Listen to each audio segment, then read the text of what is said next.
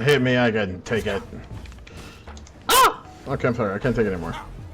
Guys, Forever here, and today's video is brought to you and sponsored by the guys at Lurkit and Stunlock.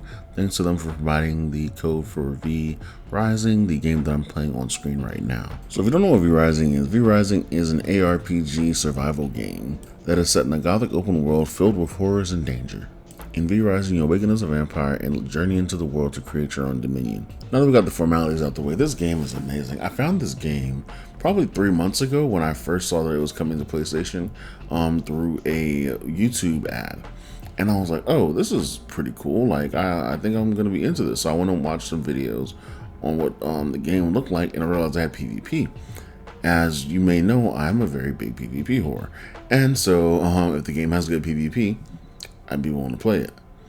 This game's PvP is phenomenal. And I say phenomenal in the sense that, like, it is PvP that lets you actually rely on your own skill and not how much you can swipe your credit card. Of course, I haven't gotten into endgame PvP yet, but the amount of PvP I have had so far has been actually really fun. PvP aside, this is a survival game, so you're going to be keeping yourself alive by, feeding yourself, building your base, and if you decide to, you can run with friends and, play co-op together. And the other side of it being a survival game is you might run into enemies depending on if you decide to play on a PvP server. But if PvP is not your thing, PvE is also an option where you can actually play the game through PvE only by creating your own server or jumping into a PvE official server.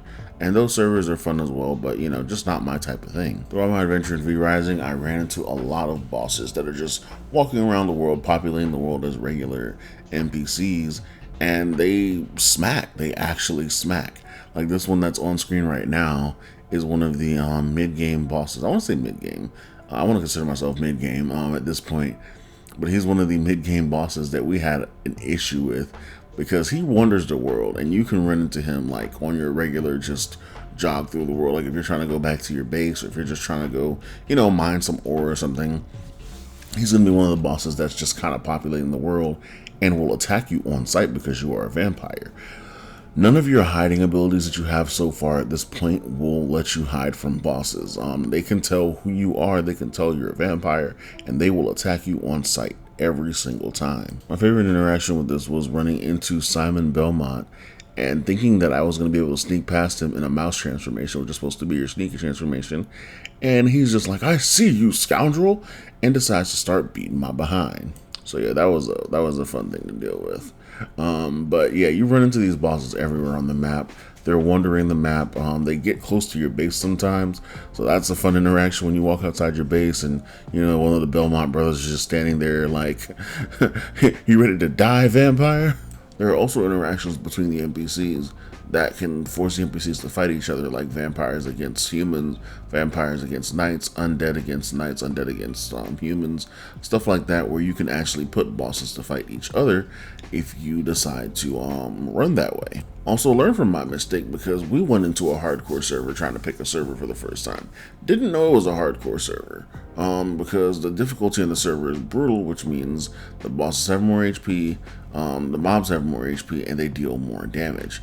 And we didn't know this until like the 5th day in, and we were like, well, it's too late to go back now. And so we're struggling like, man, this game can't be this difficult, just to find out that we're on an actual brutality difficulty server. So yeah, learn from our mistakes. Don't just randomly pick your server thinking all's gonna be good and well just because it's a survival RPG and you should be good at gaming, so this should be easy for you. Nah, these bosses aren't soloable in the sense that you could just run up and fight them one-on-one and win every time. If it was that easy, this wouldn't be a fun game, and this is by far one of the most fun ARPGs and survival games I've played. This video specifically was recorded around my 3rd day in, and this is about the 6th or 7th day now, and I am a little bit further, but not much further than where I was a few days ago.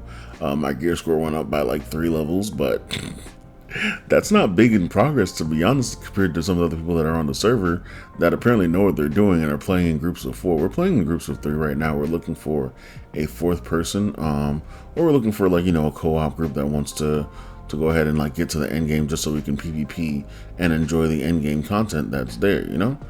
But right now we are just playing together as friends and, you know, enjoying the game as it is. Now it's time for the warning that I should give everyone coming onto a PvP server, because PvP on this game is very, very, very, very toxic, as I've seen on the PC communities and as I've witnessed on the PlayStation communities. People will grief you when you're a lower level player trying to just enjoy the game. They will chase you down for minutes just trying to kill you. I've seen it happen on the chat. I've seen it happen from people running by me as me being a higher level and those two being a lower level chasing each other, or one chasing the other and the other person complaining when they die. So this game can get very toxic when it comes to PvP. Be wary of that when coming into this game if you play into PvP. So the official servers do have a 3-month white period where every 3 months these servers will reset and you'll have to start from the beginning, meaning you don't get to keep any of your gear, any of your character achievements. Well, not your achievements that you get from like PlayStation or anything, but like your character unlocks. You don't get to keep anything, and you restart as a fresh new vampire and go through the game again. But if that's not for you, you can create your own private server and play with your friends that way if that's how you want to play the game. I personally like the 3-month white period versus the 1-month white period that other games generally have, because the 3-month I feel gives you a lot of time to do things like get to end game and then enjoy the end game for that period of time, and let you see a lot of people come and go throughout the server, so you can learn, you know, what everyone's into and have a good community build. Even though it might be a toxic community build up, it'll still be a good community build up regardless. So far, I've generally enjoyed playing V Rising. The game does have a few hang-ups when it comes to getting stuck at certain parts, because some of the bosses on the hardcore difficulty or the brutality difficulty are just they make you work for it, man. They definitely make you work for it. And unless you know like some cheese strategy, you're gonna be really fighting for every single win that you get. But it's part of the game and it makes it kind of fun that way. As for the current community of the game, I do see a lot of people talking about the game on the online communities. On the server that I'm on, which is, like I said, a brutal PvP server, we do have people that are higher level than us. I think the highest level one I saw was 81, and that was just yesterday, and he actually helped us kill one of the bosses we were having a lot of trouble with, because she was just destroying us continuously. But he helped us out, and then he moved on with his day, and like, I thought that was a really good thing. You know, it's a PvP server, you don't have to help anyone.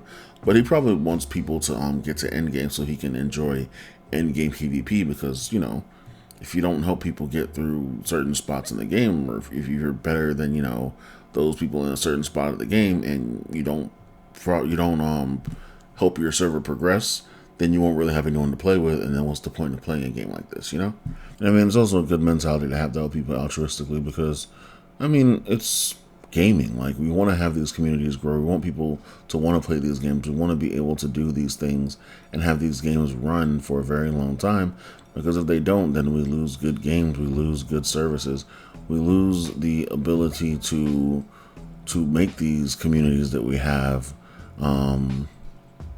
and keep them existing, just because we want to be a toxic, you know, individual or a toxic group. And that doesn't prosper the gaming community at all. It does not. And so hopefully people keep being, you know, decent people in the game and help other people out when they see people asking for help. I already do so myself, even though I was backstabbed and killed for doing so. And then had my loot stolen on top of that, which is kind of just like, well, that was the cheese in the cake. Cheese in the cake, that's a weird saying. Icing on the cake? Yeah, there we go. But yeah, that was just a situation that happened once, and I've still helped some people after that. But yeah, that's pretty much it for this video. Thank you guys for watching. Hopefully this will get you guys to check out V Rising. The game did release yesterday on June 11th, as of this video being uploaded onto YouTube. Remember guys, while this is a sponsored video, I'm not just gushing about the game because, you know, it's a sponsored video and I got a free game out of it or whatever.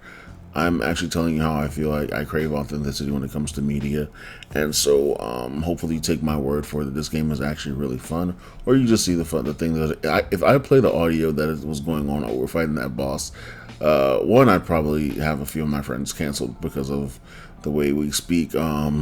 we curse a lot. We're pirates pretty much at this point. But we would probably, you know, we were having so much fun. Like my friends were screaming, and like it's not even like screaming like obscenities or anything. We just screaming like actual girlish screams throughout the fight because they were so close to dying. And so, if you're familiar with my Fiesta content, you know I don't cater to companies and their BS when it comes to, you know, putting out crappy content or anything like that. And so hopefully you find the authenticity of this channel refreshing and, you know, just something that you want in your life. But anyways, enough of me yapping. Once again, this is V Rising. Catch it on the PSN store for $39.99 for the base game, $59.98 for the base game plus the Castlevania Legacy Premium Pack, which is just a bunch of cosmetics.